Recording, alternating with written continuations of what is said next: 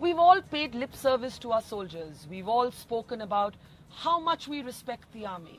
Yet talk to the soldiers and they will tell you that they're still battling bureaucracy and babudam for their basic rights. Talk to the army and they'll tell you there's still a serious shortfall of officers. Tonight, as we telecast this special program from the War Memorial in Kargil, lit up with candles, one candle for every soldier who was killed in 1999, we first bring you the story of two mothers. I like to call this story Mother Courage, because that's what it's really about. Two women who didn't know each other, they had nothing in common. They met each other for the first time today when we took them to the foothills of Tiger Hill. But two women who are united in an unspeakable, powerful bond. Two mothers whose young sons were killed in Kargil. A tale of two mothers first tonight.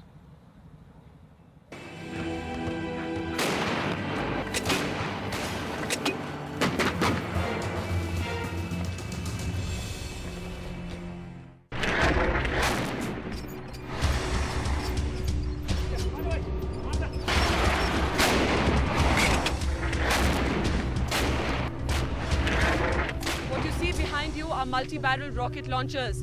They're going to target directly on top of Tiger Hills, and the role they play is to saturate the targets on top of Tiger Hills by dumping a very large amount of explosives onto the targets in a very short duration of time.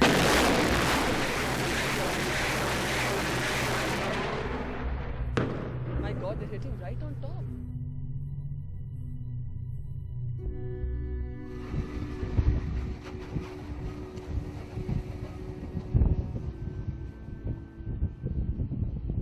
"15 years ago, the dramatic operation to reclaim the over 15,000 feet high mountain peak Tiger Hill from Pakistani intruders came to symbolize the raw courage of our young soldiers.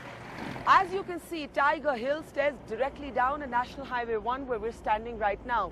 Back in 1999, it gave a strategic vantage point to the Pakistani intruders. Taking it back, reclaiming it was essential, not just to keep India's supply lines open, but also to win the war.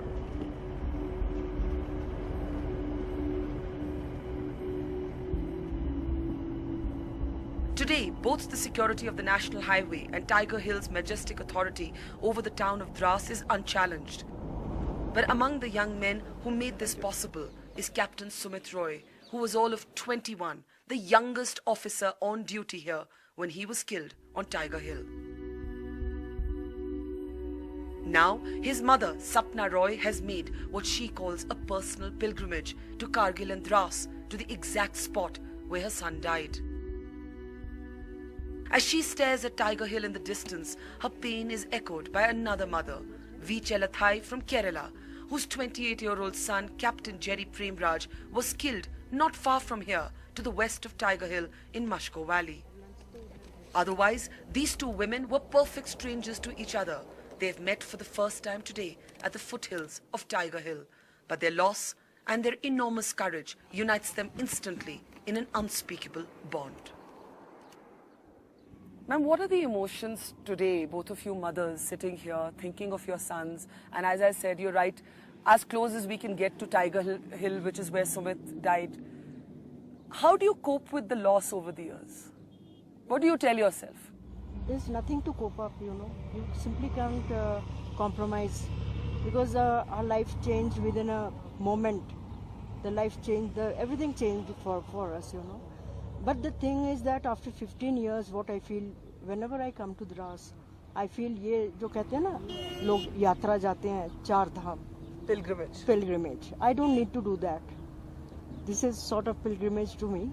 Because I think these are people, you know, live people whom I know, whom I can see and whom I have known for, you know, long time. And pilgrimage में तो भगवान की तस्वीर रखी होती है ना. Nobody has seen God. These people, I know them, I have seen them. So it's a sort of pilgrimage to me. Now your other son's also in the army. Yeah, he is in the army. You don't worry that something may happen to him? No. You've lost one son, ma'am. You don't worry? There are so many others, no. They're also mothers, they're also parents. So there's nothing like that. It's not connected. It's all destiny, you know. You once said that Sumit was destined to die. Maybe. What did you mean by that? God's wish. You know, you cannot defy what is destined. And if God wishes, it is okay, fine. You advised Sumit to join the army. I didn't advise, he was born to join the army. Since their sons were killed, the cruelty of life has only been compounded. Sapna Roy says her husband could never recover from Sumit's death. Virtually losing the will to live, he passed away in 2007. Chelathai's husband too is a struggling cancer patient, too ill to travel with his wife to the place where their son was martyred. Their pain is identical and immeasurable, but both mothers have dealt with loss very differently. While Sapna retains her optimism, Chelathai seems to have withdrawn into a much lonelier silence. She is barely able to talk about her son without breaking down. Ma'am, your memories of your son, you've also come before, and as I said, you're two mothers here. How do you remember your son, and how do you cope with the loss? Captain Jerry Prime Raja, 27 old. He was 27. 27 old. He was nice, and he was died on 7th July 1999 in the Gargle War. 7th I am July. proud of my son. It's very difficult, no?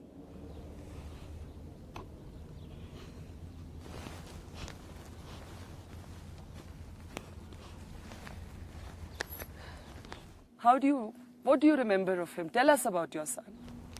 He was very nice, Very nice. happy, always talking. Mummy, daddy, mummy, daddy. He was very interested in army job. The pain never goes, does it? The pain never goes. I mean, you know, the 15 years later, for her, it's just like yesterday. Yeah. How do mothers especially cope with it? Mrs. Roy? It's very difficult, you know, because mothers, you know, they die every day. You know, that's the thing. So, we try our best. What would you say to her today as one mother to the other? I think we are in the same plane, You're bonded in a sense. in a sense of sameness. It is impossible not to be deeply moved by the formidable yet quiet courage of these two women, mothers who, as Sapna says, have died a little bit every day in the last 15 years. Jerry Premrad's mother quietly admits she now worries a lot about her other son, a young officer in the Air Force. Do you feel scared that one son you lost, something should not happen to the other son? You feel scared? You feel scared? And you? Do you worry about your other son?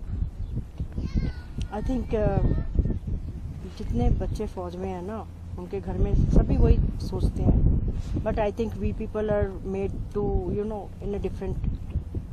They've made from a different fabric. You know, different fabric, you know. So whatever comes, we accept. And we have to accept, I think. You have to live for other people also, not only for yourself.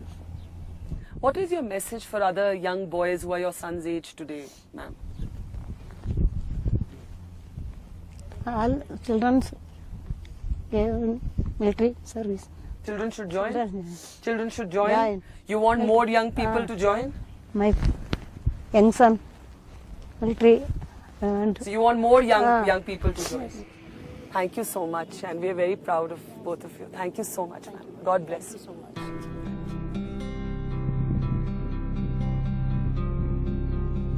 As they say their goodbyes to Tiger Hill, the two mothers can only hope that somewhere up in the clouds their children are safe and well.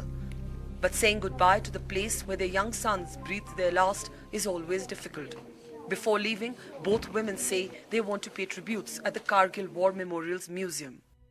Here, they look on proudly at the framed photographs of their sons, ironically positioned side by side on the museum wall. Men who are war heroes for the nation, but always their mothers' little boys first. Sumit and Jerry occupy a permanent place of pride in our nation's history. But for their mothers, For these two amazing women, pride must always be tempered by pain. In Dras and Kargil, Barkhadat for NDTV.